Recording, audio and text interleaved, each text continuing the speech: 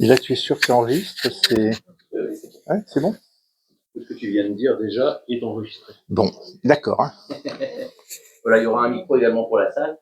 Donc merci beaucoup d'être présent ce soir. Merci d'être toujours fidèle au Centre culturel Anna et Simon Drahi. Nous avons le plaisir et l'honneur de recevoir Roger Fazilberg. On peut l'applaudir chaleureusement. C'est un grand honneur pour nous de vous recevoir, Roger, à plus d'un titre. D'abord parce que nous sommes dans la semaine où nous sommes en train de préparer un voyage extrêmement important avec beaucoup de membres de la communauté, dont des personnes qui sont ici. Nous allons à Auschwitz, Birkenau, dimanche prochain. Nous nous joignons au mémorial de la Shoah pour leur voyage annuel. Donc c'est un moment très important pour nous. C'est un moment très important pour préparer ce voyage qui est extrêmement important pour notamment la connaissance, mais également la prise de conscience de ce que nous allons voir. Donc vos mots et vos paroles seront extrêmement suivis.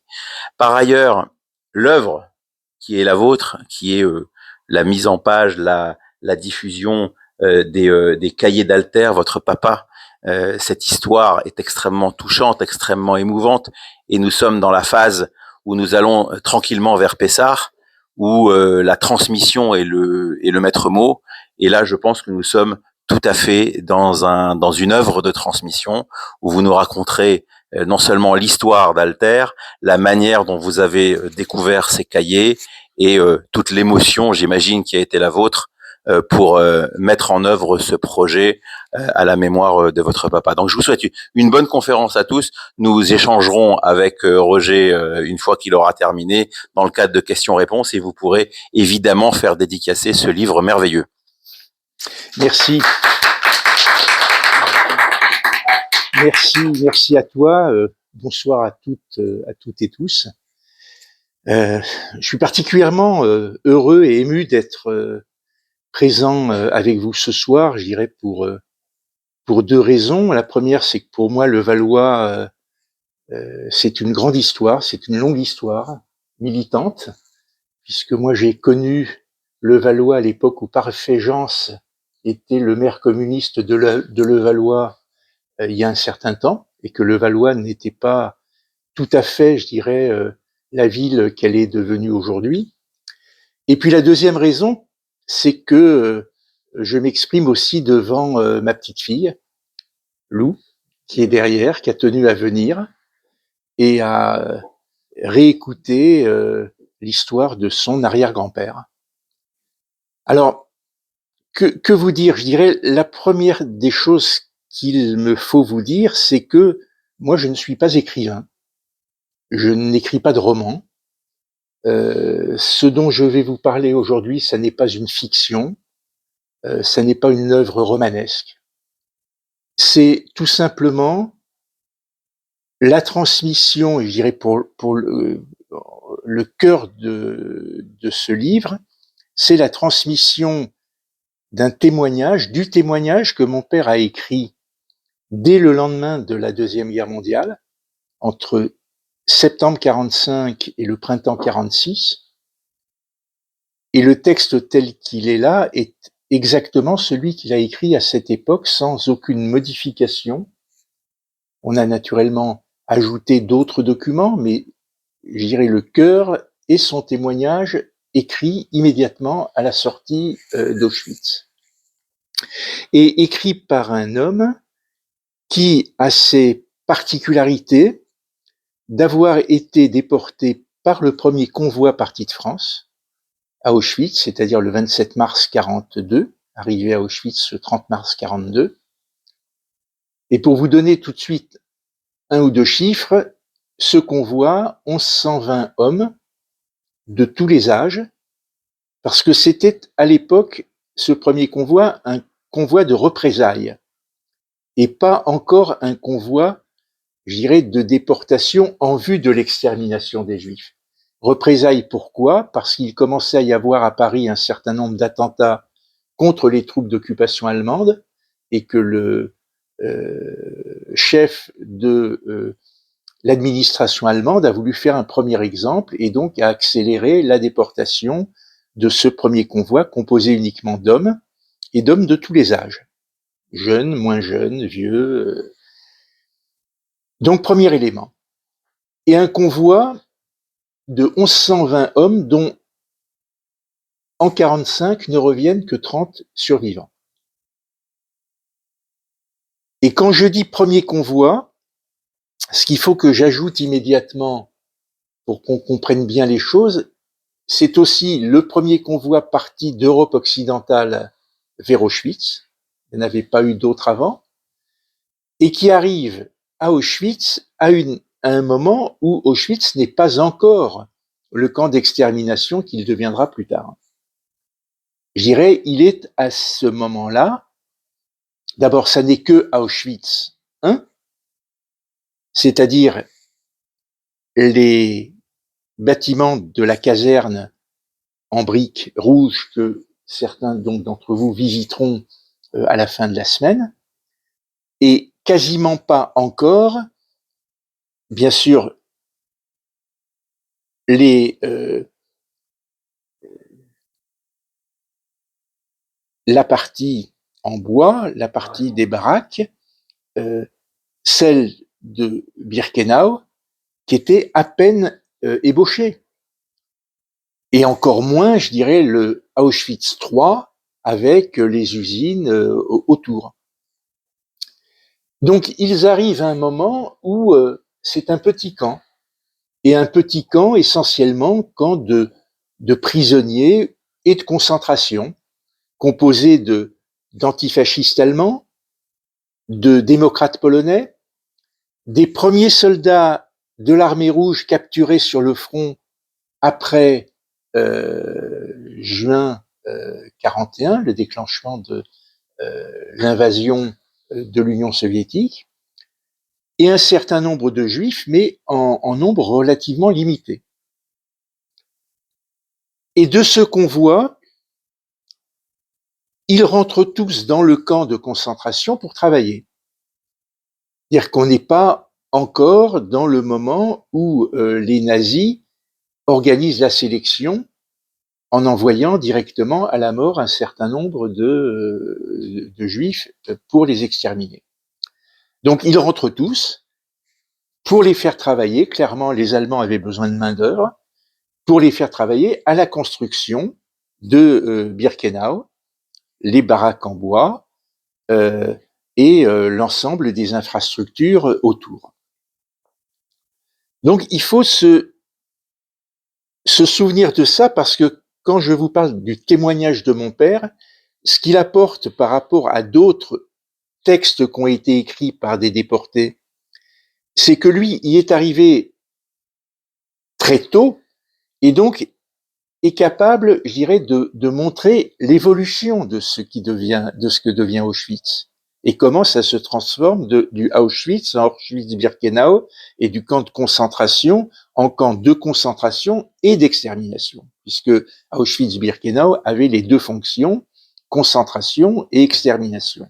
Et vous savez, par exemple, que dans les convois qui arrivent ultérieurement de tous les pays d'Europe, à peu près 90% des Juifs qui arrivent à Auschwitz ne rentrent jamais dans le camp.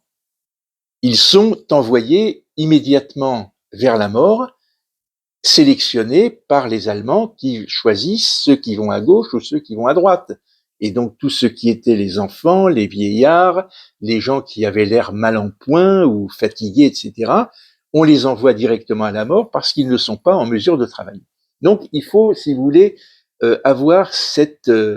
et en gros, Auschwitz passe d'un camp qui, comme mon père arrive en 42, est en gros un camp qui concentre 8-10 000 prisonniers, à cette monstruosité qui, j'irais, en accueil, si je peux utiliser ce terme d'accueil, 100 000. Puisque les chiffres, si vous voulez, c'est qu'à Auschwitz, il y a environ 1 million de personnes qui sont passées, dont 800 000 qui sont envoyées directement à la mort. Mais un camp qui dans lequel vivent, et là encore je mets des guillemets, jusqu'à 100 000 personnes en même temps. Donc il faut avoir, si vous voulez, ça en tête quand on y va, parce que quand on le visite aujourd'hui, si vous voulez, de Birkenau, il reste un certain nombre de baraques témoins, il reste l'espace, mais il faut se mettre dans la peau d'imaginer la masse humaine, et la masse humaine dans cette promiscuité, dans cette violence, dans ces chiens, dans ces SS qui ont droit de vie ou de mort, je dirais, à n'importe quel moment sur les déportés. Donc, je voulais déjà introduire cette première idée, si vous voulez, qu'il apporte ce témoignage sur ce que devient Auschwitz, et le témoignage qu'il apporte aussi, c'est sur la manière dont les nazis mettent en place une véritable industrie de mise à mort, puisqu'à un moment donné, il a été transféré dans ce que l'on appelle le Sonderkommando de Birkenau, c'est-à-dire au cœur de la machine de mise à mort, puisque le Sonderkommando avait pour mission de sortir les cadavres des Juifs qui avaient été gazés pour les brûler et faire disparaître les cendres des corps. Et le processus, si vous voulez, était terrible parce que les sortir des chambres à gaz, leur enlever tout ce qui restait éventuellement d'objets de valeur, et notamment, je pense, aux dents en or ou aux dents en métal, ou bien pour les femmes, de les raser pour que les cheveux puissent être utilisés pour des besoins de l'industrie allemande. Et une fois que cela a été fait, eh bien ensuite les brûler, et dans un premier temps, si vous voulez, tant que les crématoriums, c'est-à-dire ces complexes chambres à gaz crématoires, n'étaient pas encore en service, ou quand je dirais les besoins ne remplissaient pas l'ensemble, enfin, quand les possibilités ne remplaçaient pas l'ensemble des besoins de mort, de les brûler dans des fosses communes, en y mettant le feu, en les recouvrant de chaux vives, et ensuite en utilisant les complexes des crématoriums, c'est-à-dire des 4 grands crématoires. Et quand on dit crématoire, c'est-à-dire de crématoires ayant un certain nombre d'entrées de bouches différentes. Un crématoire, c'est pas un four, c'est 6, 10, 15 entrées de four capables, je dirais, de faire disparaître des centaines et des centaines de corps, je dirais, en même temps. Puis ensuite, de sortir les cendres, de les disperser tout autour de Auschwitz-Birkenau, allant jusqu'à même piler les restes des ossements qui n'avaient pas pu brûler pour qu'il ne reste rien, qu'il n'y ait que de la cendre et que de... Voilà. Donc il faut avoir ça en tête, et puis en même temps, comme on est en 2026, se dire que finalement, les Allemands, même dans leur horreur, dans leur volonté exterminatrice, je dirais, avaient une obsession, c'était celle de faire disparaître les corps. Et un moment, à partir de 1943, du printemps 43, mon père a été affecté à cette mission, à cette tâche horrible, qui était celle d'être affecté à ce secteur de la disparition je dis pas de la mise à mort parce que ça n'était pas les déportés qui mettaient à mort ceux qui arrivaient et qu'on envoyait dans les chambres à gaz. Ça, c'était les Allemands qui le faisaient. Le cyclone B était envoyé dans les dans les terrasses par les soldats allemands eux-mêmes, mais ensuite eux n'intervenaient plus, ne touchaient plus au corps, et ça c'était la mission qui était dévolue aux déportés. Et souvent, bien sûr, on me dit, mais est-ce qu'ils auraient pu refuser d'être affectés à ce secteur? La réponse est évidemment non. À Auschwitz, on ne pouvait rien refuser. Refuser, ça voulait dire décider de mourir, d'être assassiné immédiatement. Aucun déporté ne pouvait discuter le moindre ordre. Ils étaient réduits à l'état d'esclaves à qui on imposait une tâche. Et Sonderkommando, ça veut dire vivre pendant des jours, des semaines, des mois, pour ceux qui arrivaient à tenir le coup, isolés du reste du camp, puisqu'ils étaient séparés du reste du camp pour que les autres blocs et les autres commandos ne voient pas ce qui se passait à l'intérieur de ce secteur. Et en gros, ils travaillaient en 2 brigades de 12 heures par jour, 7 jours sur 7, et quand ils ne travaillaient pas, ils étaient sur leur paillasse, dans leur baraquement, en train d'attendre et de s'occuper comme ils le pouvaient. Et il faut savoir aussi que le nombre de membres de Sonderkommando a évolué en fonction des besoins industriels de l'industrie de mise à mort, puisque en fonction de l'arrivée du nombre de convois, il y avait plus ou moins de besoins de fonctionnement de ces chambres à gaz et de ces crématoires, et quand les Allemands n'avaient plus besoin d'autant de bras pour travailler dans le Sonderkommando, ils ne les envoyaient pas travailler à d'autres tâches dans le camp. Ils les mettaient à mort pour que les membres de Sonderkommando ne puissent pas raconter aux autres ce qui se passait. Donc le nombre de membres du Sonderkommando a oscillé, en gros, à certaines périodes, entre 900, qui était le maximum, et qui était notamment le maximum au moment de la déportation des Juifs hongrois en 1944, et le plus bas étant environ 200-250 membres. Et entre-temps, eh bien, les membres des Sonderkommando étaient purement et simplement assassinés, fusillés par les Allemands pour qu'ils ne puissent pas, je dirais, raconter ou révéler quoi que ce soit. Et mon père a tenu dans cette situation pendant 18 mois. Et ça, si vous voulez, c'est, je dirais, quelque chose d'invraisemblable, d'exceptionnel, d'inimaginable, mais qu'il faut malheureusement comprendre de la manière suivante, c'est que les Allemands, pour faire fonctionner Auschwitz, et je vous donnais les chiffres de la masse humaine que représentait Auschwitz à ce moment-là, avaient besoin, j'irais, d'utiliser une main-d'œuvre forcée, mais un certain nombre de tâches qu'il fallait remplir. Ils avaient besoin d'une main-d'œuvre qui sache remplir les missions qu'il leur donnait. Et notamment pour ce qui concerne le Sonderkommando, ils avaient besoin de garder en vie un certain nombre des vieux déportés qui savaient expliquer aux nouveaux que l'on faisait venir une fois qu'il y avait besoin de plus de membres de Sonderkommando, la manière dont ils étaient obligés de travailler. Et donc, quelque part, à un moment donné, dans les différentes fonctions d'Auschwitz, les Allemands prenaient soin de conserver ce qu'ils appelaient les vieux déportés, je dirais vivants, pour qu'ils puissent, je dirais, servir d'encadrement à tous les déportés qu'ils faisaient travailler.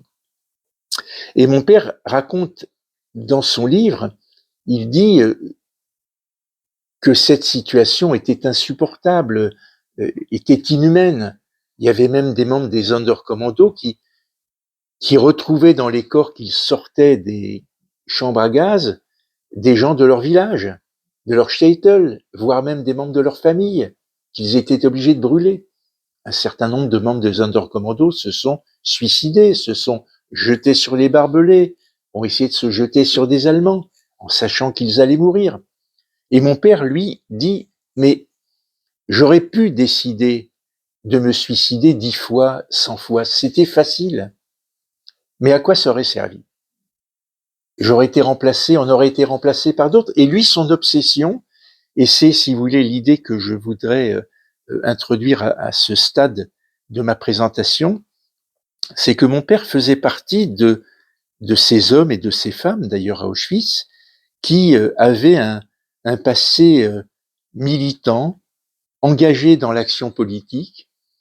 Et mon père est quelqu'un qui avait fait la guerre d'Espagne, qui avait été en Pologne membre du Parti communiste polonais, qui avait fait de la prison en Pologne, à l'époque où la Pologne avait un gouvernement qui était extrémiste.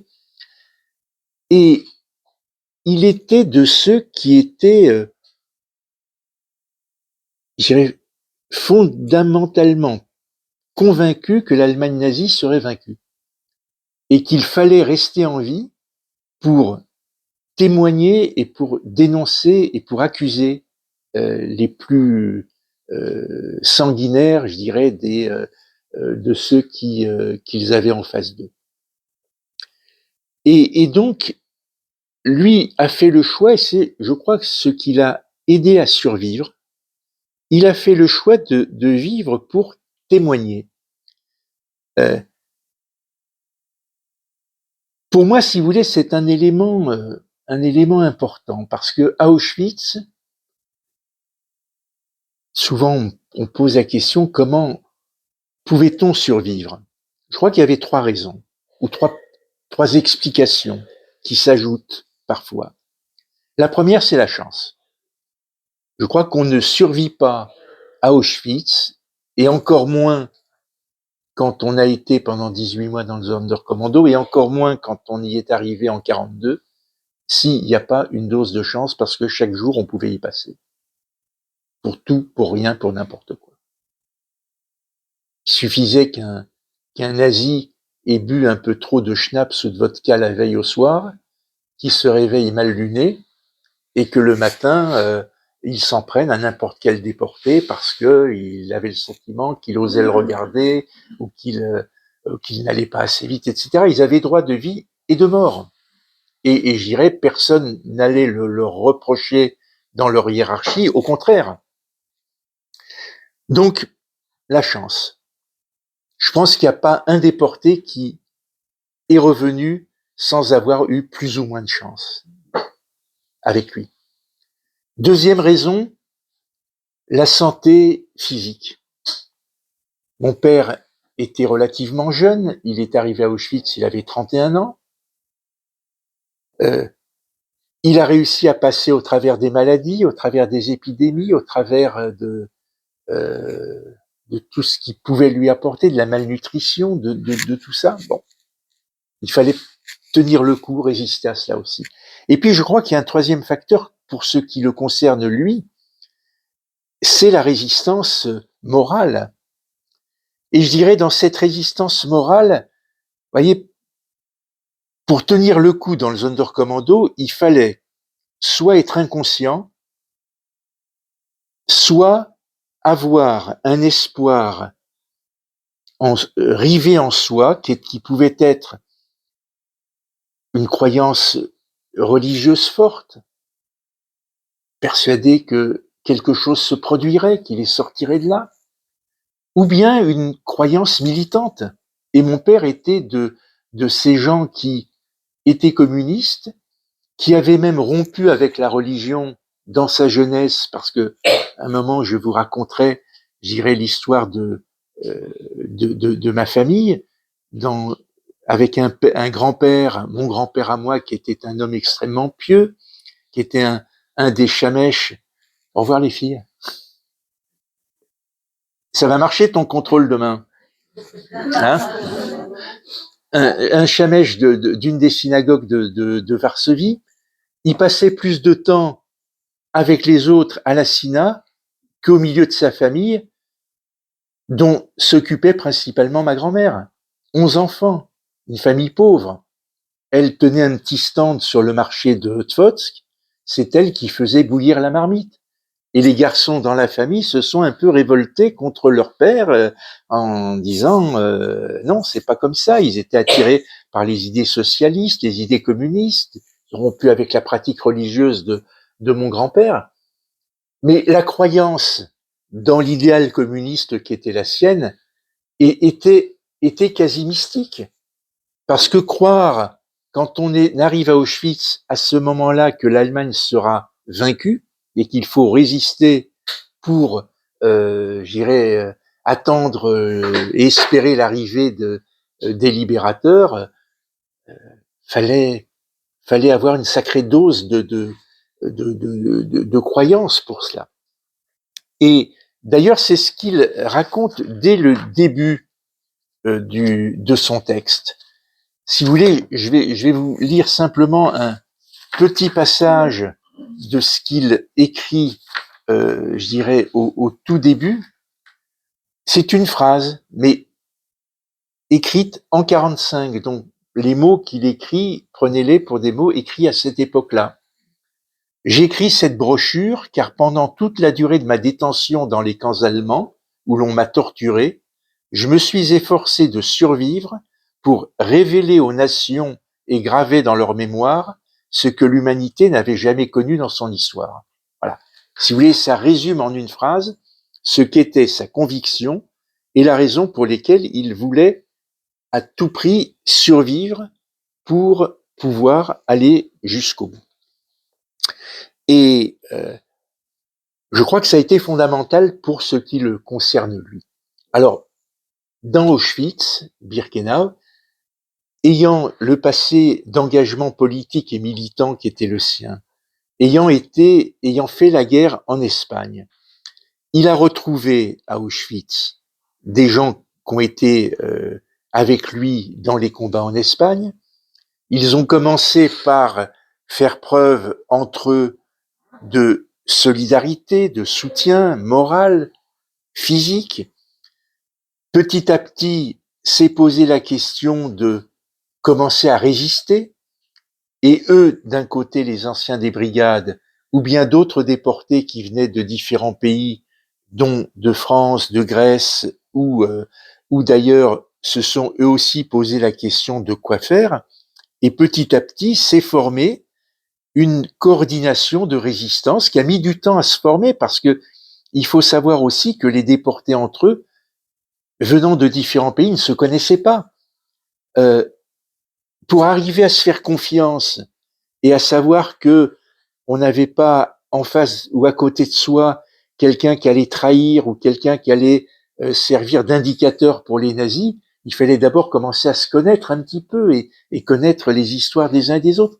Et petit à petit, au fur et à mesure, en 43, c'est structuré une organisation de résistance à l'intérieur du camp qui a mené un certain nombre d'actions, limitées certes, parce qu'on était à Auschwitz dans un rapport de force qui était celui qu'il était, mais sur lequel il est important de se pencher, parce que contrairement à ce qui se raconte trop souvent, et y compris dans notre communauté, où parfois il y a des interpellations de ce type, les Juifs ne se sont pas laissés conduire à la mort comme des agneaux qui vont à l'abattoir.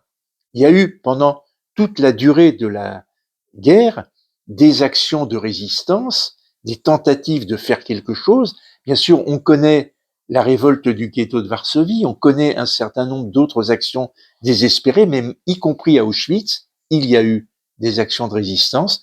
Et mon père, dans son témoignage, raconte, donne un certain nombre de noms de ces déportés qui ont été héroïques et qui malheureusement, pour un certain nombre d'entre eux, ont été assassinés par les Allemands. Ce qui fait que, comme action de résistance, il y a eu une décision à un moment qui était de dire il faut qu'on arrive à faire connaître à l'extérieur tout ce qui se passe chez nous. Ils ont essayé de faire sortir du camp quelques déportés pour aller rejoindre la résistance en Pologne. Malheureusement, sauf un nombre infinitésimal, ces tentatives se sont heurtées par malheureusement la mise à mort de ces garçons qui ont essayé. Et donc la décision a été prise d'essayer de prendre des photos. Et un groupe de membres de Sonderkommando a été chargé de prendre des photos justement des crématoires et de la mise à mort des Juifs. Et c'est ces fameuses 4 photos que vous verrez en visitant Auschwitz, à la fois à Auschwitz et devant les crématoriums, où l'on voit, notamment sur l'une d'entre elles, une file de femmes dénudées marchant vers une chambre à gaz. Sur une autre photo, une fumée blanche, je dirais, s'élevant d'un charnier sur lequel avait été jetée de la chaux vive, et une troisième photo sur laquelle on voit des membres des Sonderkommando manipuler des corps pour les jeter dans ces fosses communes. Eh bien, ces photos ont été prises par un groupe de 4 résistants, dont faisait partie mon père, et dont on connaît maintenant, grâce au témoignage qu'il a donné, le nom de celui qui a appuyé sur l'appareil photo qui avait été récupéré dans ce cas Auschwitz, on appelait le Canada, c'est-à-dire c'est un mot dérisoire, si vous voulez. Le Canada, c'était le pays mythique où il y avait plein de choses. Et le Canada, c'était l'endroit où les Allemands entreposaient tout ce qu'ils récupéraient dans tous les domaines, les chaussures, les valises, les vêtements, les casquettes, le métal, etc., etc. Et donc des monceaux d'appareils photo aussi. Et donc des résistants du Canada ont pu faire passer un appareil photo qui a atterri jusqu'aux Sonderkommando, et les photos ont pu être prises avec ensuite donc l'appareil qui a été enterré dans le secteur du Sonderkommando et la pellicule qui a pu être sortie par la résistance intérieure du camp vers l'extérieur. Puis ensuite, si vous voulez, je passe sur un certain nombre de détails, mais dans la discussion, on pourra parler de tout ça. Ce qui est important, c'est, je dirais, la fin 44, au moment où les Allemands commencent à sentir que les choses se terminent mal pour eux, et où ils donnent l'ordre, à un moment donné, de commencer à démanteler les complexes des crématoriums et démanteler les parties métalliques du four crématoire, puisque le nombre de convois qui arrivaient était de plus en plus réduit et qu'ils avaient en plus besoin de moins en moins de main-d'œuvre à l'intérieur du Sonderkommando. Ce qui fait que là aussi, ils ont repris les assassinats de membres du Sonderkommando et que cela a entraîné un certain nombre d'entre eux, le 7 octobre 44, à se révolter parce qu'ils sentaient bien que s'ils ne faisaient pas quelque chose, ils y passeraient tous. Malheureusement, cette révolte a été un échec et les hommes du Sonderkommando du secteur 2 et 3 ont été massacrés par les nazis. Mais ensuite, plus on avance, décembre, les Allemands commencent à faire évacuer le camp d'Auschwitz pour que les Soviétiques, arrivant de l'Est, ne puissent pas trouver les déportés, et donc ils les emmènent à l'intérieur du Reich vers l'Ouest. Et à ce moment-là, les survivants des Sonderkommando, dans lesquels il y avait été mon père, se disent, si on reste à Auschwitz, ils vont nous repérer et on va être les premiers à être liquidés dans ceux qui restent. Donc, ils se fondent dans la marche de la mort, dans ce qu'on a appelé la marche de la mort, qui démarre à la mi-janvier 45, pardon. La marche de la mort, vous le savez bien, 60 000 juifs qui sont emmenés vers l'ouest, il y a près de 20 000 qui meurent parce que cette marche est insupportable, que les Allemands les font marcher à un rythme d'enfer, qu'il n'y a pas d'eau, qu'il n'y a pas de nourriture, etc. Et ceux qui ne tiennent pas le coup sont assassinés sur le bord de la route. Mon père a eu cette chance, il voulait être profitant à un moment donné d'un incident, de pouvoir, avec un de ses camarades, s'échapper de la marche, à peu près 60 km d'Auschwitz, et de se réfugier dans une meule de foin, près d'une ferme.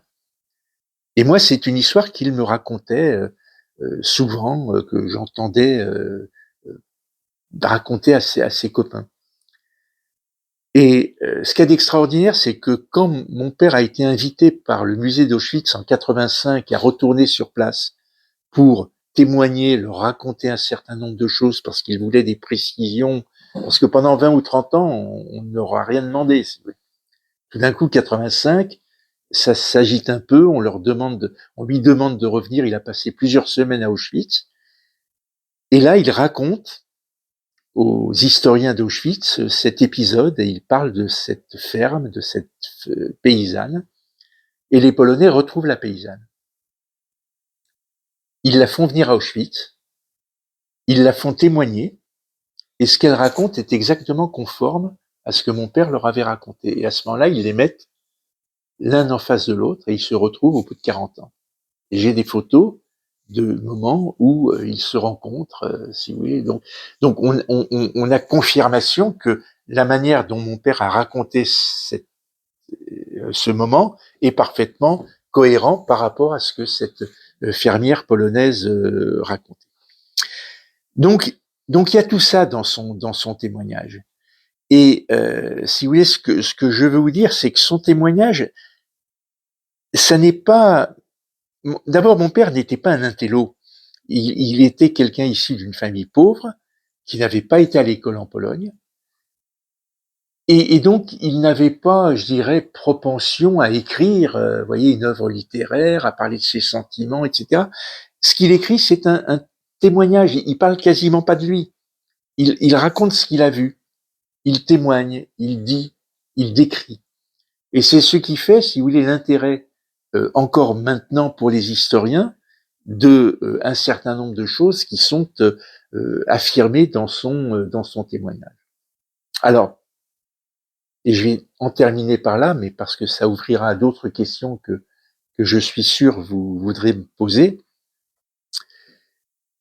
Voulant témoigner, survivant pour témoigner, immédiatement après la guerre, il répond aux questions de la commission polonaise d'enquête qui était installée à Cracovie, qui dès avril 45, donc avant même mai 45, interroge les survivants pour leur demander un certain nombre d'éléments sur quels étaient les nazis les plus cruels, commencer à les rechercher, à instruire leur procès et les juger.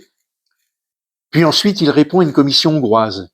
Et puis, il arrive en France après la guerre à l'été 45 et il répond là à la commission que la France a mis en place, organisée par le ministère français des victimes de guerre.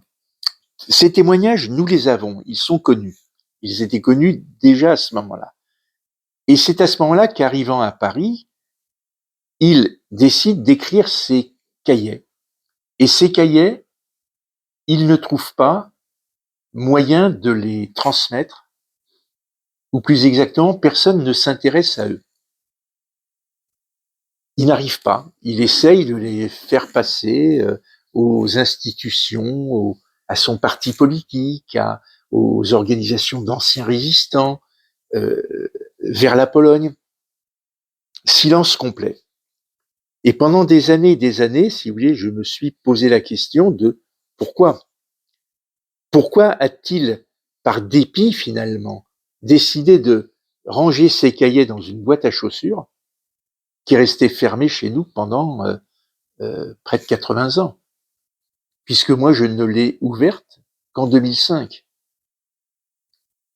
D'une part, moi je ne l'ai jamais vue ouverte puisque mon père ne n'y touchait plus, et que moi je ne me suis pas senti le courage de le faire, et que je dois dire que, en plus, je crois que j'avais peur de le faire, parce que je ne savais pas ce que j'allais trouver dedans. Je ne savais pas quelle autre chose horrible j'apprendrais sur ce qu'avaient été ces conditions de détention et de déportation. Et je me suis donc posé beaucoup la question de pourquoi. Et je crois avoir compris, si vous voulez, mais il n'y a pas si longtemps que ça, que au fond, à la fois les déportés juifs, assez rapidement, on n'a plus voulu les écouter. C'est ce que raconte Simone Weil dans ses textes. Que les partis politiques qui reprenaient leurs affrontements après la guerre avaient chacun leur manière de raconter la Deuxième Guerre mondiale. Les gaullistes mettaient en avant la France libre, Londres, la deuxième DB pour aller simple, et les communistes, eux, mettaient en avant les FTP, la résistance intérieure. Mais les juifs, et notamment les juifs émigrés, plus personne ne voulait en parler. Mais à ça, je crois que s'ajoute un troisième élément, et je voulais le partager avec vous. C'est que je crois que il y a eu à un moment donné un doute sur le fait que des membres des Sonderkommando aient pu survivre. À savoir que, en gros, ils étaient destinés tous à mourir. Si certains ont survécu, c'est qu'il y avait eu quelque chose. Alors, comme en plus le mot Sonderkommando était utilisé par les Allemands dans beaucoup de situations. C'est-à-dire le Sonderkommando, d'abord, pour ceux qui connaissent le yiddish ou l'allemand, ça veut rien dire. Ça veut dire commando spécial. Et spécial de quoi? On ne sait pas. Mais c'est un terme qui était aussi utilisé par les Allemands. Le Sonderkommando, c'était les Einsatzgruppen qui sévissaient en Ukraine, mais comme auxiliaires de l'armée allemande, composée d'Ukrainiens et de Polonais pour assassiner les Juifs. C'était un terme qui était utilisé dans d'autres endroits dans le Reich allemand pour parler d'autres fonctions, et c'était le Sonderkommando de Birkenau, mais lui n'était composé que de déportés juifs qui n'étaient pas volontaires, qui étaient des esclaves et à qui on avait obligé, je dirais, à travailler dans cette mission qui était particulièrement horrible. Et je crois que pendant de nombreuses années, et je dirais jusque, en gros, au film Shoah de Lanzmann et jusqu'au travail des jeunes historiens à partir des années 80, je dirais, où on a commencé à décortiquer tout cela et à comprendre qu'est-ce qu'était la mission des Sonderkommando, du Sonderkommando de Birkenau. Et c'est la raison pour laquelle, eh bien, ces cahiers sont restés enfermés pendant des années et des années. Et que moi, je ne me suis décidé enfin à l'ouvrir que, j'irais sur la base d'une pression familiale où mes enfants, petits-enfants, mon épouse qui est séfarade, personne n'est parfait, que voulez-vous, c'est comme ça. Ma belle famille me posait des questions sur ce qu'avait été la déportation de mes parents. Mais à ça, même ça n'a pas suffi pour que j'aille au bout et que je me décide à ouvrir cette boîte. Il a fallu un petit élément. Et dans la vie, il y a, vous savez, je crois que chacun d'entre nous, il y a toujours un petit élément déclencheur qui fait qu'il y a une situation. Et ce petit truc, je vais vous le raconter parce que c'est sympa. J'étais directeur général de l'OSE depuis 2003. Et à l'OSE, je rencontrais chaque lundi matin ceux qu'on appelait les enfants de Buchenwald, c'est-à-dire ceux des enfants orphelins retrouvés par les Américains dans le camp de Buchenwald, hongrois et polonais. Il y en avait 1 millier environ en 45, entre 7 ans et 14 ans, parmi lesquels, je vais vous donner 3 noms que vous connaissez, Elie Buzyn, le grand rabbin d'Israël Meyer Lau et Elie Wiesel. Les survivants qui vivaient en France se réunissaient tous les lundis matins, et moi, tous les lundis, je les rencontrais, je discutais avec eux, on parlait souvent yiddish d'ailleurs, de tout, de rien, de la Pologne, etc. Et au printemps 2005, ils ont été invités par les autorités allemandes à venir commémorer la libération de Buchenwald. Les Allemands ont invité tous les déportés de Buchenwald à se réunir le 12 avril 2005.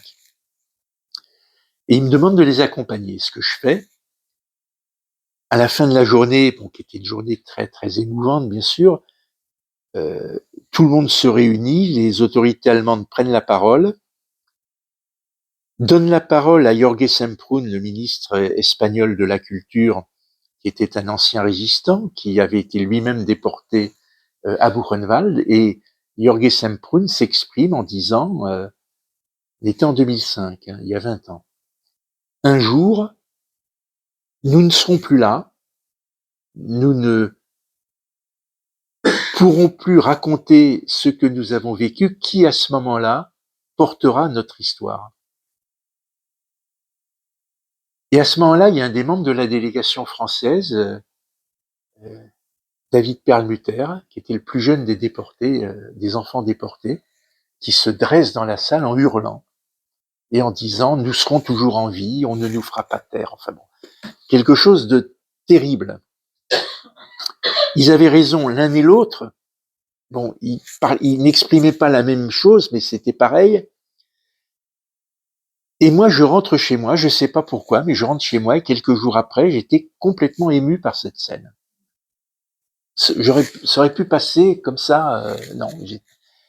Et j'étais dans mon bureau à la maison un soir en train de travailler et sur mon ordi et je pense à ça et à un moment donné, je me dis, mais mécaniquement, je tends la main et j'ai la boîte à côté de moi. Et je me dis, voilà, maintenant, il faut. J'hésitais depuis des mois, depuis des années, je n'y arrivais pas. Il faut que je l'ouvre. Et donc, je la descends, j'enlève la ficelle, je trouve ces cahiers écrits en polonais. Donc, je savais pas quoi en faire en polonais. Et à ce moment-là, quelques jours après, je me rends au mémorial de la Shoah, je rencontre l'équipe du mémorial. Ils me disent, écoute, si tu es d'accord, on les prend, on va les faire traduire et on les mettra à disposition d'historiens qui voudront travailler sur. Et moi, cette proposition ne m'a pas satisfaite. Je leur dis non. Non, non, écoutez, on va faire autrement. Je vais d'abord faire traduire les textes et après, je verrai ce que j'en fais. Alors, j'y ai beaucoup pensé depuis, si vous voulez. Parce que dire non à Georges Bensoussan, pas évident non plus. Mais en gros, j'ai fait ça parce que je venais à peine de prendre en main ces cahiers, dont je ne connaissais pas encore le texte, qui est en polonais, que je n'avais pas envie de me défaire, si vous voulez, et je voulais garder la maîtrise des choses. Je leur ai dit non. Et donc, à ce moment-là, ils me présentent un jeune historien français, parlant polonais, qui avait épousé une jeune polonaise, Alban Perrin, et que je rencontre et je lui explique et il me dit bon, ok, je suis d'accord pour traduire ces textes. Et puis, il commence à les traduire. On était en 2006 quasiment. Et commence notre aventure, si vous voulez, à ce moment-là. Et alors, ce que je dois vous dire, c'est qu'à ce moment-là, moi, dans ma tête, la traduction des cahiers n'était pas du tout faite pour donner lieu à une publication. Moi, je voulais simplement les connaître, les comprendre et les transmettre à mes enfants et à ma famille. Moi, l'idée, c'était une petite publication. Allez, si à cette époque-là, on m'avait dit, tu tireras un truc à 50 ou 100 exemplaires, comme dirait l'autre, ça m'aurait suffi. Hein. Bon. Et on a travaillé petit à petit, on a avancé, et puis à un moment donné, on a recherché des documents complémentaires, mais ça, je vous raconterai dans la discussion. Il y aura sûrement plein de questions là-dessus. Et petit à petit, on est arrivé à ce que c'est devenu à la fin. Et, euh, et à la fin, si vous voulez, j'ai rajouté une partie que je n'avais pas du tout prévue, qui était celle où l'éditeur m'a demandé de parler de la manière dont moi, en tant que gamin, j'ai compris tout ça. Donc j'ai pris conscience des choses, de mes rapports avec mes parents. Et le Seuil a fait cette proposition magnifique, si vous voulez, de proposer une édition d'un livre où, en gros, ils ont reproduit toutes les pages du manuscrit de mon père. Donc d'un côté, et de l'autre côté, la traduction. Ce qui fait que c'est non seulement un livre, si vous voulez, où il y a la traduction du texte, mais c'est devenu aussi un véritable document sur lequel on peut se référer complètement pour ceux qui parlent polonais ou qui peuvent comprendre. Donc voilà un petit peu, si vous voulez, l'histoire de ce travail qui a été terminé, donc qui a été publié il y a 1 an maintenant, et qui fait que depuis 1 an, je vais, j'irai de librairie en librairie, d'association en association, maintenant aussi beaucoup dans les écoles et les collèges, parce que chose extraordinaire, dans le cadre du concours national de la résistance et de la déportation, qui est organisé chaque année, qui est cette année sur le thème Résister, témoigner, transmettre, la brochure comprend l'histoire de mon père. Et pour moi, si vous voulez, 80 ans après, alors que pendant 80 ans, il n'a pas eu la possibilité de parler, on lui redonne enfin la parole et on permet de faire connaître, je dirais, ce qu'a été son histoire. Alors, qui n'est pas une histoire, je dirais, euh,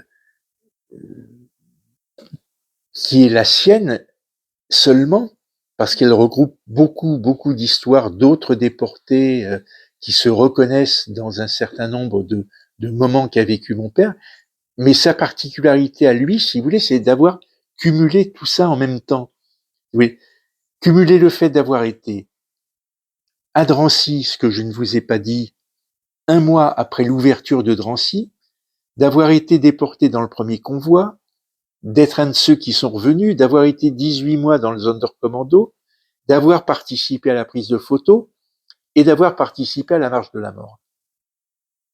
Et donc, c'est concentré, si vous voulez, dans le récit d'un seul homme, mais qui est vraiment son récit à lui. C'est-à-dire, ce n'est pas une somme de récits différents de plusieurs personnes, de plusieurs personnages.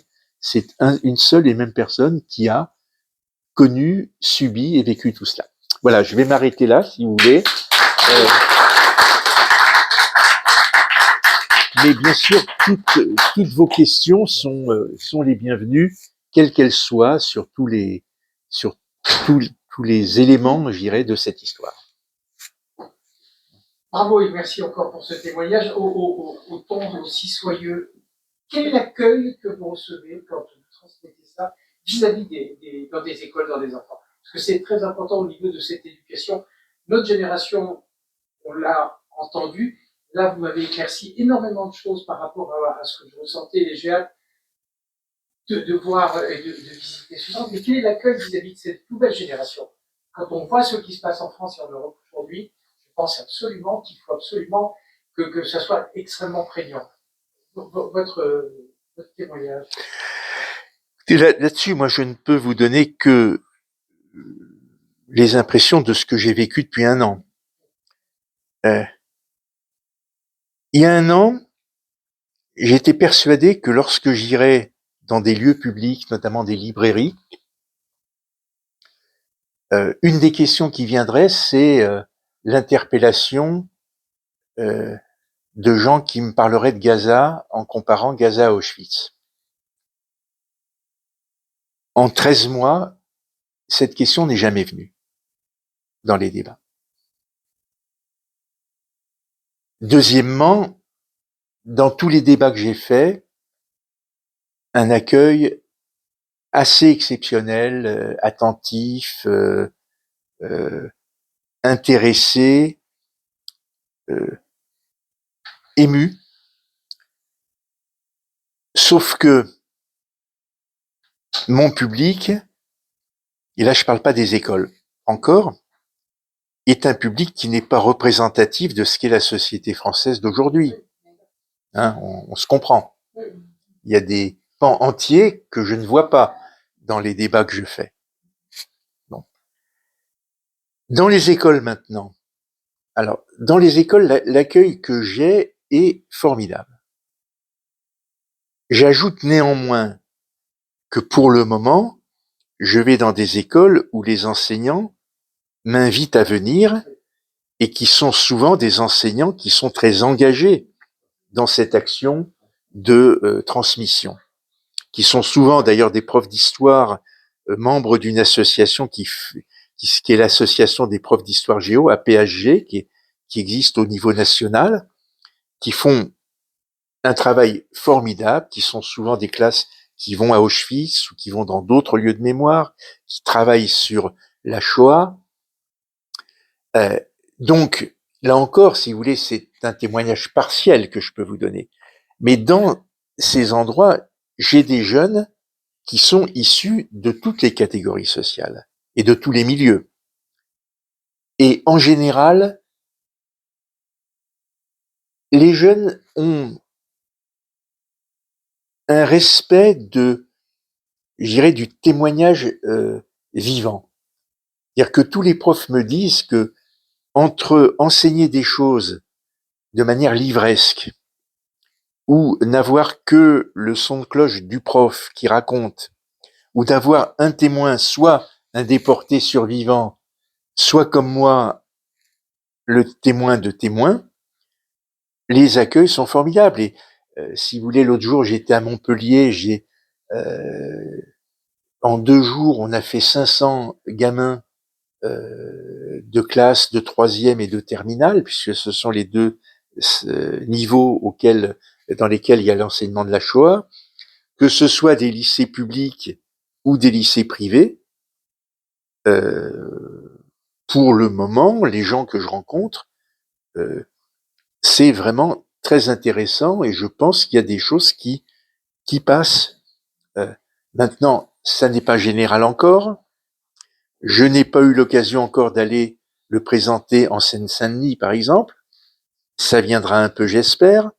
L'autre jour, j'en parlais avec le président de l'UEJF en lui disant que moi, j'étais prêt à aller, y compris dans des facultés, pour présenter les choses s'il le souhaitait. Je veux dire, il faut aller raconter et j'irai mener ce combat de transmission.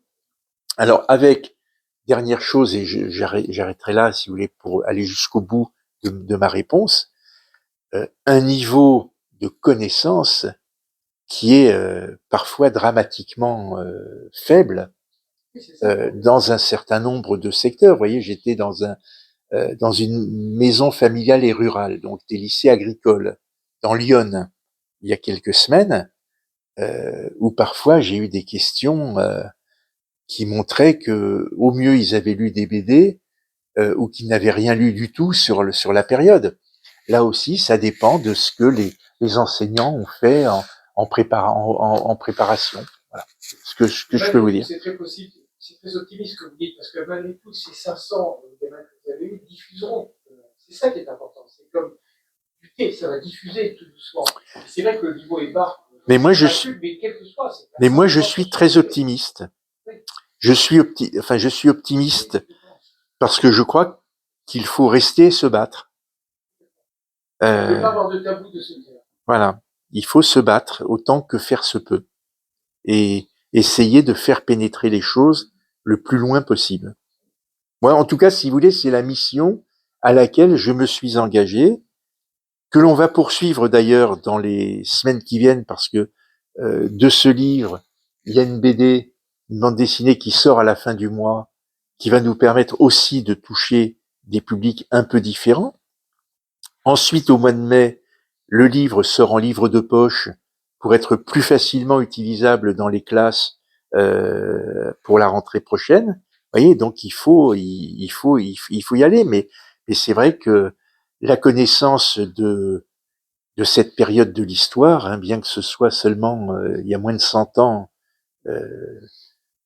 est parfois dramatiquement méconnue et on a un niveau de culture qui est très variable et souvent médiocre. Et même nos générations qui avons quand même fait des études, on n'a pas ce niveau de précision que vous avez. J'espère. Non, je dis j'espère parce que sinon je servirai à rien là-dedans. Non, je plaisante. Non, mais si vous voulez, il y a un niveau de précision sur un certain nombre de choses qui est intéressant à connaître et à transmettre. Vous voyez, quand on me pose la question, votre père, il est arrivé, il a été déporté de France. Oui, mais comment ça se fait? Bon. Mon père ne vivait pas en France.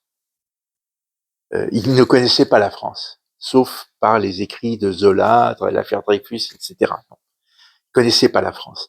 Mais il est arrivé en France parce qu'il est parti de Pologne pour combattre en Espagne dans les brigades internationales, et qu'au moment de la retraite des troupes républicaines et des brigadistes, ils se sont retrouvés dans le sud de la France, dans les camps d'internement, et qu'il faut savoir que les brigadistes polonais, leur gouvernement leur avait retiré la nationalité polonaise, et donc l'administration française a dit, mais on ne sait, vous n'avez plus de nationalité, vous êtes apatride, donc on ne sait pas vers quel pays vous renvoyer.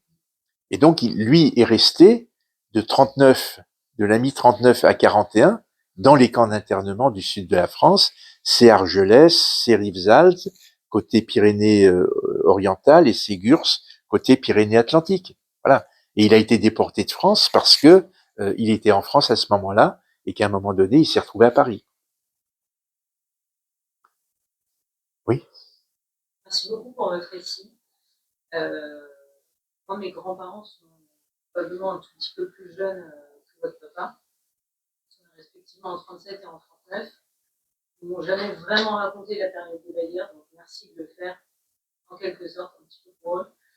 Ma question pour vous, c'est quel a été le rapport à ce récit du vivant de votre papa?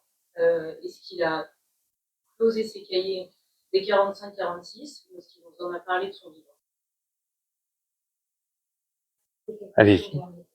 Maman, Oui, un petit air de ressemblance. j'ai retrouvé une boîte à chaussures dans l'appartement de mes parents au décès de mes parents. Et vous l'avez toujours. Hein. Ah, bien sûr que je l'ai trouvé. Bon. J'ai ouvert. J'ai ouvert. Voilà. Alors, je vais vous Boîte à répondre chaussures. très simplement. Moi, mes parents ne m'ont jamais parlé. Quand je dis mes parents, c'est mon père a été déporté, ma maman aussi a été à Auschwitz. Parce que nos parents voulaient nous préserver. Ils voulaient que l'on vive une vie d'enfance et d'adolescence la plus heureuse possible. Je crois même qu'ils étaient quelque part convaincus ou qu'ils espéraient que ce qu'ils avaient connu ne se reproduirait jamais et que donc il n'y avait pas besoin de nous raconter. Mais moi, ils ne m'ont jamais parlé directement. Ce que j'ai entendu, je l'ai entendu parce que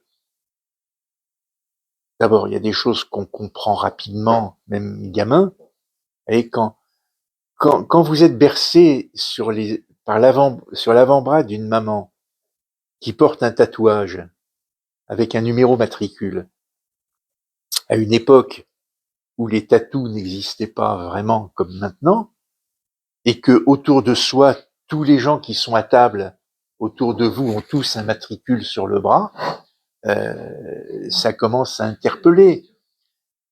Ensuite, quand vous êtes gamin et que, contrairement à mes copains d'école, je ne pouvais pas parler de mes grands-parents, je ne pouvais pas parler de ou leur montrer une tasse, une nappe, une serviette qui aurait appartenu à qui que ce soit dans la famille avant la guerre, on sent bien qu'on est un peu différent. Et puis ensuite, mes parents parlaient entre eux et avec leurs frères et sœurs, avec leurs copains, avec leurs amis, mais ils parlaient en yiddish. Et le yiddish, moi j'ai la chance c'était ma langue maternelle. Je parlais yiddish à la maison avec eux et je dirais, je parlais mieux yiddish que français en arrivant à l'école maternelle. Et donc je les entendais quand on allait chez des amis à eux, que les adultes prenaient le thé ou le café et que nous les gamins on était un peu plus loin, on les entendait parler et on dressait l'oreille pour écouter ce qu'ils disaient. Et je vous dirais, moi il y a des moments où j'ai bien compris que quand ils ne voulaient pas que je comprenne du tout, ils se mettaient à parler en polonais. Et là, blackout, je ne comprenais plus. Donc, donc moi j'ai enregistré un certain nombre de choses dans mon enfance, de ce qu'ils entendent, de ce qu'ils disaient, de ce qu'ils racontaient. Mais me raconter à moi directement, même quand je leur posais des questions, t'occupe pas de ça, c'est pas de ton âge, on a souffert, t'inquiète pas, etc. Et en même temps, moi je n'osais pas leur poser trop de questions parce que comment pousser dans des retranchements des parents pour vous parler de souffrances qui ont été les leurs. Je dirais, eux ne voulaient pas m'en parler pour ne pas je dirais, me faire de peine. Et moi, quelque part, je ne voulais pas leur en parler pour pas de leur faire de peine à eux non plus. Donc pendant des années, on a cheminé comme ça.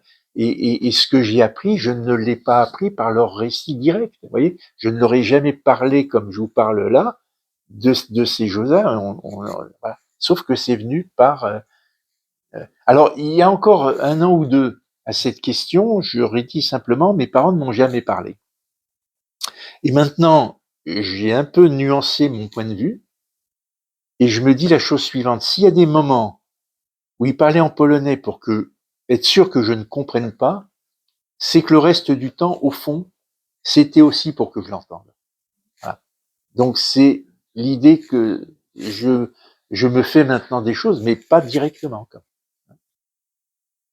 Et donc, tu disais que tu avais la crainte d'ouvrir les boîtes à chaussures. Tu voudrais que dans ces boîtes, il y avait quand même des récits Oui, J'oublie jusqu'à quel point, puisque la fonction de Sonderkommando, hein, tu l'as découverte en ouvrant, ou tu le savais avant? on m'en avait parlé. Le mot revenait souvent dans des discussions, mais sans que j'en connaisse bien la signification à l'époque. C'était quelque chose d'horrible. Et vous Quoi? saviez qu'il était Zondervan Oui, oui. avant d'ouvrir les Avant d'ouvrir la boîte, bien sûr. Non, non, tout à fait. Mais je crois que ce qui me faisait le plus peur, je vais te dire, parce qu'à ce moment-là, je n'avais pas conscience du moment où il les avait écrits, entre 45, 46. Donc, à un moment où je crois qu'il ne connaissait peut-être pas encore ma mère. Mais moi, ce qui me faisait le plus peur, c'est d'apprendre des choses sur les horreurs qu'aurait subi ma mère. Parce qu'autour de nous, il y avait des femmes, notamment des amies de ma tante, qui avaient été dans le bloc numéro 10, c'est-à-dire celui des expérimentations médicales du docteur Mengele. Et ça, si tu veux, pour moi, ça faisait partie je dirais, des angoisses les plus terribles. Donc, oui, je n'ai pas osé, effectivement, euh, j'ai pas osé aller. Alors, je dirais dans un premier temps, je ne l'ai pas ouverte parce que quand il y a une boîte que tes parents n'ouvrent pas pendant des années et des années, d'abord, tu te sens pas un peu le droit de l'ouvrir. Donc ils sont là. Ils sont là, voilà. Et ensuite, quand je me suis dit, mais qu'est-ce qu'il peut y avoir dedans? C'était à ce moment-là la trouille d'apprendre des choses affreuses. Et donc, voilà, ça me repoussait par rapport au moment où j'allais le faire.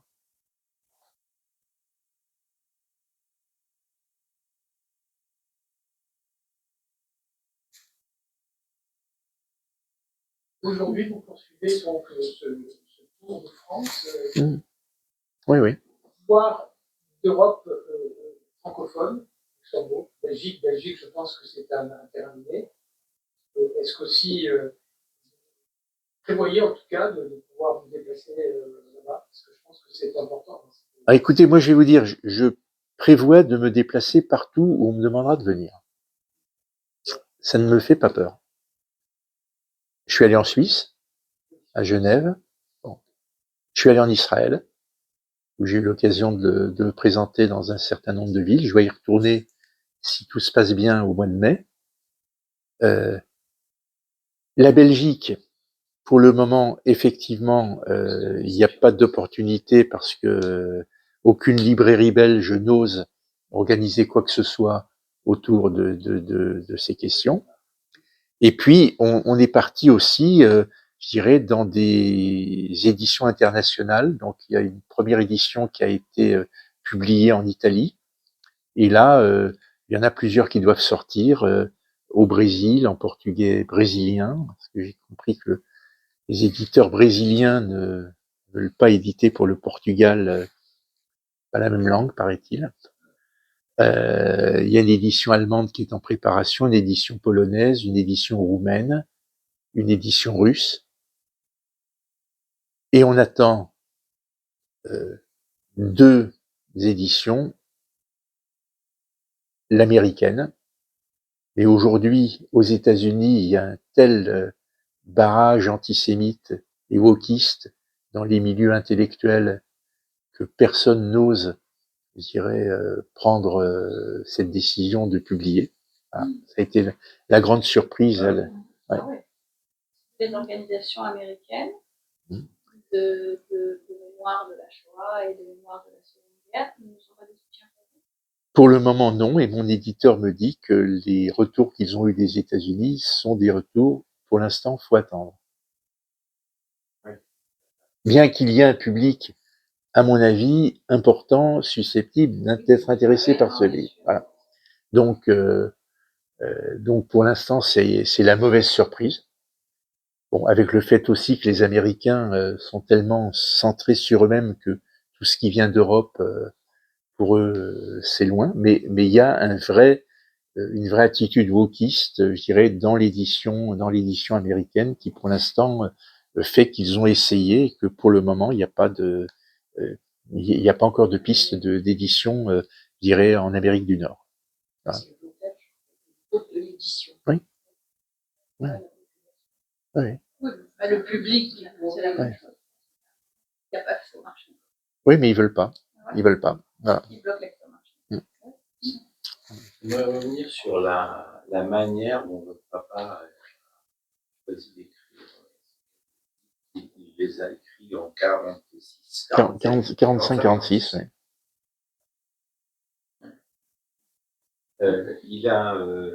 Il a tout écrit de mémoire, ou est-ce qu'il avait pris des notes qu'il avait cachées comme les fameuses photos? Non. D'abord, ceux qui ont caché, je dirais, sont sortis du camp sans les notes. Les notes ont été retrouvées après. Oui. Mais là, non, Comme les photos d'ailleurs, qui étaient cachées de mémoire. non, les photos sont sorties d'Auschwitz et ont été retrouvées après, je dirais. Non, mon père n'a rien écrit parce qu'il avait une pratique, je dirais, de l'action politique clandestine, et qui fait qu'il avait cette faculté à enregistrer les informations, à se les remémorer, et à être capable immédiatement après la guerre de les sortir à ce moment-là, de les écrire à ce moment-là. Il n'avait aucun document sur lui en sortant d'Auschwitz. Tout de mémoire. Tout de mémoire, tout de mémoire. C'est impressionnant, parce que les chiffres sont aussi. Oui, oui. Et ça, si vous voulez, c'est, je crois que c'est cette pratique. Je vous ai peu décrit sa vie avant la guerre, mais je dirais c'était quasiment un militant politique, un militant révolutionnaire permanent, quoi. C'était quasiment son métier. Je dirais, il a plus fait de la politique, de la clandestinité, du combat, qu'autre chose, je dirais, dans sa vie d'avant la guerre. Et ça, je crois que ça a développé chez lui une capacité à enregistrer, à emmagasiner, jusqu'à dans des détails qu'il reproduit et qu'il ressort tout de suite après la guerre. Et retourner à Auschwitz. En 85. En 85, une fois, il est pas retourné. Il n'a pas été invité entre les deux. C'était le fameux voyage dont vous parlez. C'est le fameux voyage où il a été, effectivement, mais à ce moment-là, je dirais, n'oublions pas aussi, si vous voulez, que ce qu'était la période de l'après-guerre en Europe, la guerre froide, les relations qui étaient quasiment difficiles entre l'Est. Alors, entre l'Est et l'Ouest. Alors, je dirais, il est retourné une seule fois à Auschwitz et il est retourné une fois en 47 en Pologne. Parce que en Pologne, la question qui se posait pour les anciens communistes de la brigade polonaise, c'était de savoir s'ils restaient en France ou s'ils rentraient en Pologne pour construire le socialisme, comme ils y étaient invités par le gouvernement de l'époque. Et ils ont fait le choix, parce qu'ils ont eu le nez, de ne pas rentrer en Pologne, mais de rester en France, à l'exception d'un certain nombre de familles qui sont retournées. Malheur leur en a pris, dont la famille d'Henri Krasuki, par exemple, secrétaire général de la CGT, qui est retourné en Pologne en 47 et qui est revenu en 56. Rappelez-vous qu'à ce moment-là aussi, euh, au niveau européen, tous les anciens juifs communistes qui avaient des responsabilités dans les différents partis communistes en Europe ont tous été liquidés par la nouvelle génération stalinienne formée à Moscou, que ce soit en Pologne, que ce soit en Tchécoslovaquie, souvenez-vous de l'affaire Arthur Landon par exemple, que ce soit en Roumanie où Anna Pauker, qui était la dirigeante communiste de l'époque aussi dans les brigades internationales, a été liquidée. En gros, Staline a fait liquider tous ceux qui avaient échappé, je dirais, à sa mainmise, je dirais, sur l'appareil communiste pendant la guerre. Il y a d'autres personnes qui étaient gagnait et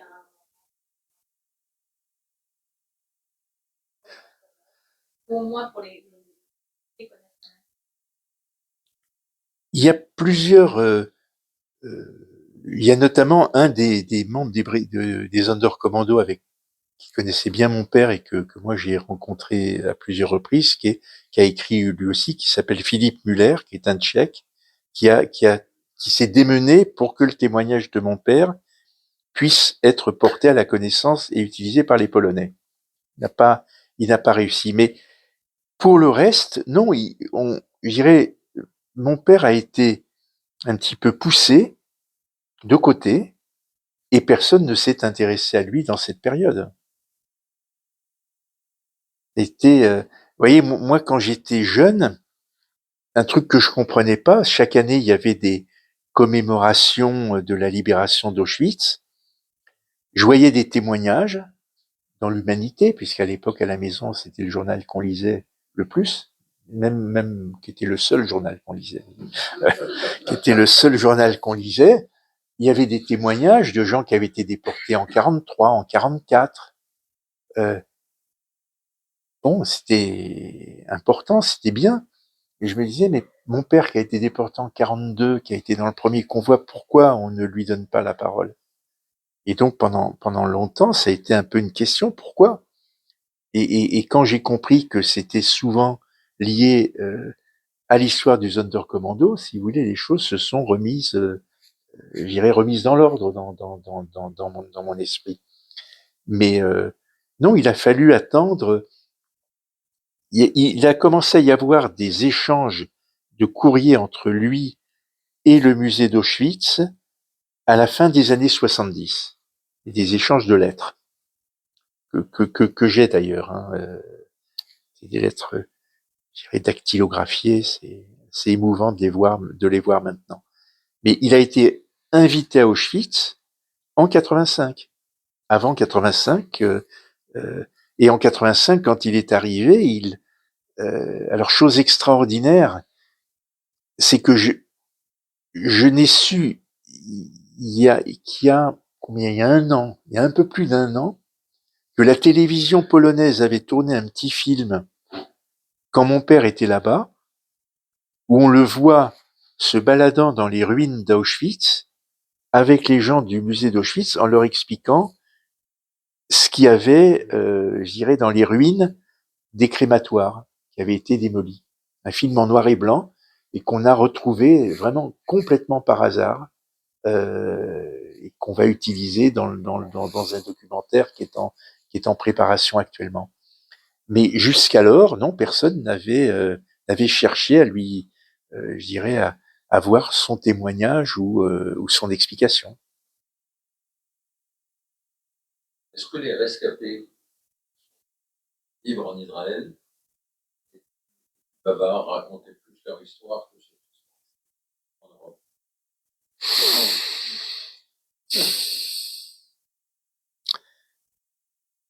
Je crois que les rescapés en Israël, souvent, ne voulaient plus parler de ça parce qu'ils étaient partis pour construire un nouveau monde, une nouvelle vie. Et je crois il a raconté encore moins. Je viens de lire un livre de littérature israélienne et française qui s'appelle Leurs mots à eux.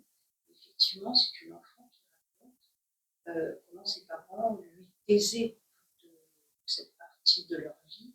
Bon, ils avaient leurs mots à eux en yiddish, alors elle parlait pas yiddish. Et elle essayait de comprendre, et c'était toujours un mur. Effectivement, il parlait. Ouais. D'ailleurs, Non, moi je crois qu'en Israël on a voulu construire quelque chose de nouveau et souvent ils ne parlaient pas, sauf dans certains secteurs bien particuliers, le kibbutz de Loram Taot par exemple, qui était le kibbutz des survivants de la Shoah, des choses comme ça. Mais alors je peux pas généraliser parce que à l'époque dans ma famille qui était une famille très communiste, nos relations avec Israël étaient, je dirais, on avait des relations qu'avec les membres de notre famille. Par exemple, mon père n'est pas allé souvent en Israël après la guerre. Il est allé 2 fois pour rendre visite à ses sœurs. Donc, si vous voulez, j'ai peut-être pas un avis complètement, mais je crois, enfin, ce que je vous dis, je crois que c'est ça, c'est qu'en Israël, moi, beaucoup des survivants que j'ai vus après, non, on parlait d'autre chose. Entre eux. Plusieurs.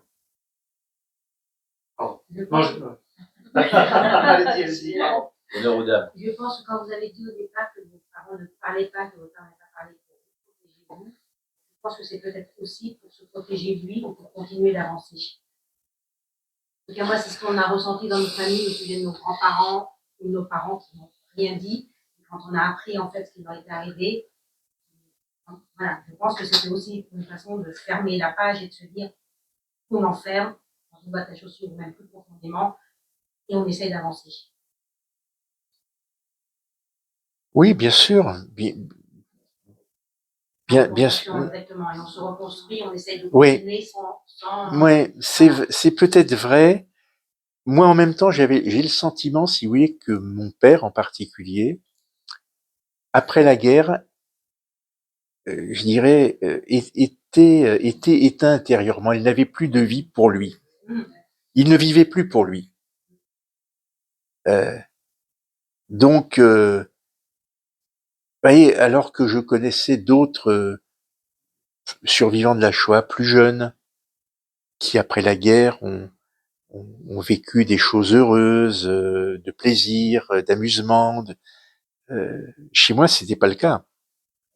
C'était une vie très très monacale, très tournée vers leurs souvenirs, vers ses souvenirs, vers tout ce qu'ils portaient. Et on peut le comprendre. Qu'est-ce que vous voulez, quand on a supporté tout cela, comment peut-on, j'irais, avoir envie de vivre pour soi-même, quoi. C'est donc Mais il a quand même fait des enfants, il a voulu faire un enfant, oui.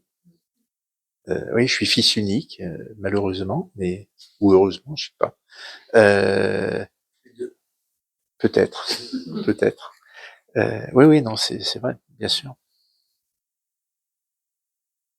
Jo, tu avais. Non, juste, je voulais. C'était pour embêter madame, c'est tout. Non, exactement. Mais non, je voulais confirmer effectivement que très peu de gens, un peu partout, ont parlé. Et quand ils avaient, par contre, ceux qui ne parlaient pas, on m'a raconté qu'ils se parlaient entre eux. Quand ils avaient besoin de décompresser et de se vider un petit peu, ils se parlaient entre eux. Et ce que tu disais tout à l'heure, c'est entre copains, entre gens qui ont vécu la même chose. Et ils évitaient effectivement au maximum d'en parler aux autres. C'est quelque chose, même que ce soit en Israël ou ailleurs. En Israël, il y a effectivement il y a aussi des maisons de retraite uniquement de rescapés, parce qu'ils avaient besoin de se retrouver entre eux uniquement. Oui. Merci, oui. Est-ce qu'il y a eu d'autres tentatives de photos? On n'en a que 4. Non, il n'y en a pas eu d'autres. C'était la seule tentative qui a réussi, en tout cas la seule tentative qui a réussi. Non, l'appareil photo n'a pas été retrouvé et les originaux des photos n'ont pas été retrouvés non plus. Parce qu'une fois que la bobine est sortie, transmise à Cracovie, on ne sait pas ce qu'elle est devenue. Est-ce que les originaux, ce sont les soviétiques qui les ont emportés? Parce que là aussi où j'ai été surpris, c'est quand j'ai appris tout ce que l'armée rouge a récupéré comme document. Je vais raconter un élément. Tiens. Je parlais de la guerre d'Espagne et à un moment donné, avec Edmond Perrin, on se dit, il faut qu'on donne un certain nombre d'informations sur le parcours d'Alter, donc la guerre d'Espagne, etc. Mais sur la guerre d'Espagne, mon père m'en avait parlé. Je connaissais pas mal de choses, mais je n'avais aucun document. Et donc on se dit, bon, mais comment on fait puisque nous, notre parti, si vous voulez, à partir du moment où on a avancé avec Alban Perrin, c'était de ne mettre que des choses dont on avait des preuves. Donc le témoignage de mon père, d'autres documents. D'ailleurs, je fais une parenthèse tout de suite, c'est la raison pour laquelle dans le livre, je parle très peu de ma maman, qui elle a été déportée aussi, et vous pourriez me poser la question, mais vous parlez beaucoup de votre père, pourquoi pas de votre maman? Pour une raison simple, je vous la dis tout de suite, c'est parce que comme la concernant, je n'ai aucun document écrit, je ne pouvais pas, si vous voulez, à ce moment-là, ce que j'aurais dit sur elle, ça aurait été mon propre témoignage, mais pas documenté. Donc, concernant l'Espagne, à un moment donné, on croise Denis Péchanski, l'historien, que je connaissais par ailleurs, qui connaissait mon projet, qui me dit alors où tu en es dans ton histoire. Je lui dis écoute, ça avance, mais on a du mal à trouver des choses sur l'Espagne. Oh, il me dit t'inquiète pas, les Russes viennent d'ouvrir les archives à Moscou, les archives du Comintern, l'international communiste. Et il y a des choses sur la guerre d'Espagne. Et il ajoute, vous devriez aller faire un tour à Moscou. Bon. Ni Alban ni moi n'étions en mesure de le faire. Coup de peau, on est mis en contact avec une jeune doctorante française qui travaillait à Moscou pendant 1 an et qui accepte d'aller regarder dans ses archives du RACSPI, donc l'organisme qui centralisait les archives du Comintern.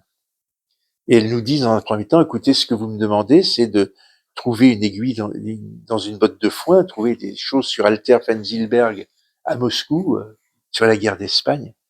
Et 3 mois après, elle nous passe un message en disant, j'ai trouvé.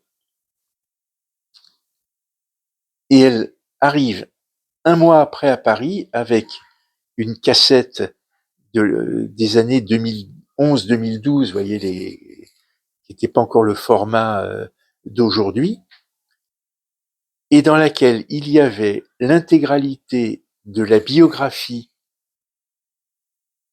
de mon père, écrite en 1937 en Espagne, parce que, en gros, les communistes espagnols faisaient remplir des sortes de CV à tous les combattants des brigades internationales et avaient conservé tout cela, et en gros, ils leur sur papier en tête du Parti communiste espagnol, hein. C'est dans le livre, avec les questions en espagnol et les réponses de mon père en polonais, où il racontait sa vie avant, d'où il venait, sa famille, le nombre de frères, de sœurs, de trucs, de machin. Il y a là-dessus en plus la documentation de tous les combats en Espagne auxquels il a participé, et ils l'ont complété jusqu'en 41 dans le camp de Gurs, puisque le Parti communiste espagnol avait son organisation clandestine dans le camp de Gurs. Et dans cette notice, composée de plusieurs pages,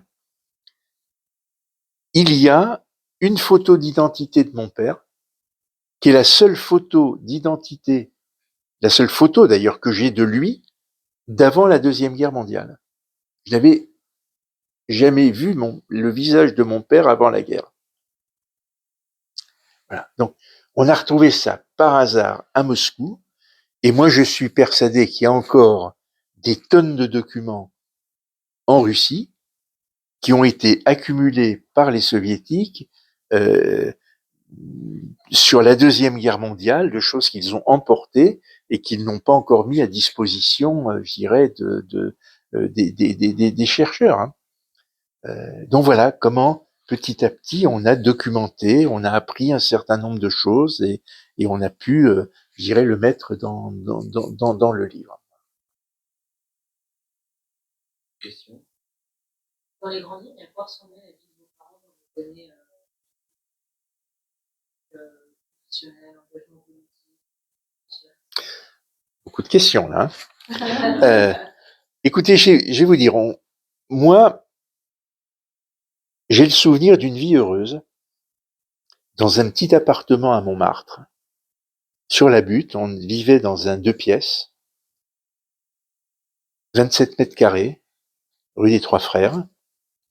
Les 2 pièces étaient constituées d'une part de l'atelier dans lequel mes parents travaillaient, puisqu'ils étaient devenus ouvriers à domicile, c'est-à-dire qu'ils fabriquaient des pantalons à partir de tissus qu'ils prenaient chez un patron, en gros au Sentier, et à qui ils ramenaient chaque semaine des pantalons, je dirais, confectionnés, cousus, repassés, boutonnés et tout. Voilà. Bien.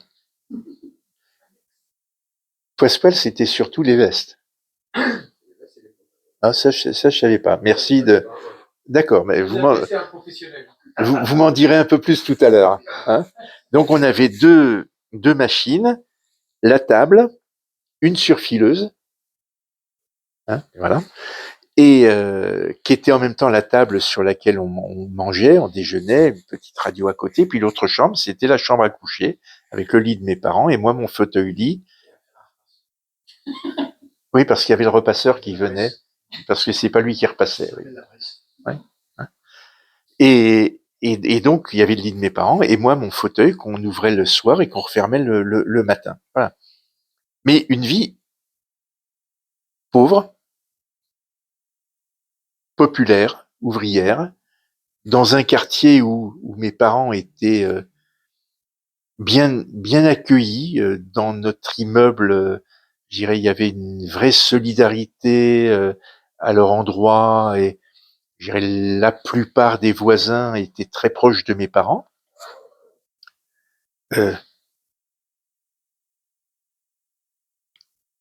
Au niveau des engagements politiques, mon père, j'irais, est resté communiste jusqu'au bout, mais en s'éloignant de l'action militante, et en s'éloignant parce que je pense qu'il y avait un certain nombre de choses sur lesquelles il n'était pas d'accord, mais il y avait surtout une chose, c'est que quand on n'était pas d'accord, on ne le disait pas. On la fermait, mais on ne parlait pas. On ne s'exprimait pas contre l'avis du parti. Et voilà, si vous voulez, donc, mais une vie particulièrement, pour moi, gamin dans ce quartier, une vie où tout était tourné autour de mon bonheur à moi, et tout était fait pour que que je me porte le mieux possible et que j'aille le mieux possible. Voilà. Et en même temps, je disais tout à l'heure, un père qui était plutôt taciturne, qui sortait pas beaucoup, on n'allait pas au restaurant, on recevait des amis à la maison, on allait chez des amis, mais c'était pas une vie de joie extérieure, de bling bling ou de choses comme ça, loin de là.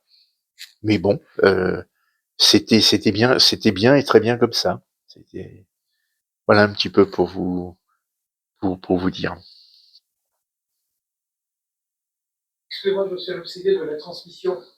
Vous avez parlé tout à l'heure des différents pays. Il y a une région dans le monde que laquelle peut-être vous n'avez pas fait allusion, c'est l'Afrique, le Maroc en l'occurrence, à travers le cheval de Troie, parce que là aussi, je pense qu'il est très important de parler du côté inclus, du niveau en France, enfin même en Europe. Je pense que là aussi, de remettre cette histoire qu'il la partage au niveau de musulmans. Je pense que c'est important, à part ceux qui ont vécu en Tunisie, donc, qui peuvent avoir entendu, mais je pense que là aussi c'est important par rapport à cette génération qui arrive et qui a besoin aussi d'être éduquée, qui ne peuvent pas avoir des œillères sur ce qui s'est passé en tout cas en Europe, même si eux-mêmes n'ont pas été concernés. Vous savez, la question que vous posez est encore plus large que cela, parce que moi, ce que ça m'a aidé aussi à toucher du doigt, bien que l'Afrique, je connaisse bien, puisque j'y ai travaillé pendant une quinzaine d'années. Oui, j'étais responsable de la filiale africaine de Canal+. Et j'ai vécu en Côte d'Ivoire et j'ai écumé tous les pays d'Afrique subsaharienne, plus que de l'Afrique, que du Maghreb. Mais ce que j'ai comme réflexion autour de ce livre et de la manière dont dont on m'en parle ou dont on ne m'en parle pas, c'est qu'on est, nous, obligés de bien comprendre que il y a toute une série de peuples dont l'histoire de l'Europe est totalement inconnue. Je veux dire, à la limite, ils ont servi de chair à canon dans un certain nombre de conflits mondiaux, mais qu'est-ce qu'ils connaissent, qu'est-ce qu'ils partagent, qu'est-ce qu'ils ressentent, je dirais, comme les populations européennes? Pas grand-chose. Donc, comment faire pour que, je dirais, ce que nous avons vécu et ce que nous transmettons, je dirais, leur devienne familier, et ce qui explique d'ailleurs pourquoi un certain nombre de jeunes de l'émigration sont complètement à côté de la plaque, parce qu'ils ne se sentent ni concernés, ni intéressés, et maintenant en plus un certain nombre de se sentent hostiles. Donc voilà, donc comment faire, je dirais, pour réussir ce qui n'a pas été réussi jusqu'à présent, c'est-à-dire une certaine intégration et un certain partage de valeurs communes. Je pense que c'est un des défis importants, je dirais, de la période qui vient. Et moi, vous voyez, quand je vais dans des débats, dans des scolaires, des fois, j'aime bien les provoquer aussi, en, en leur disant, mais vous savez, moi, je suis enfant d'immigrés. Il n'y a pas que qui sont enfants d'immigrés. Moi, mes parents ont tout fait pour que je m'en sorte, pour me pousser à réussir, pour me pousser à m'intégrer, à partager les valeurs de la société française. Je leur dis pas que les leurs n'ont pas fait, mais je dis ce que les miens ont fait. Et j'espère que ça aide un petit peu certains à se poser des questions mais c'est un travail de longue haleine. Hein. Il nous reste à clôturer la conférence en vous remerciant. Merci à vous. Merci.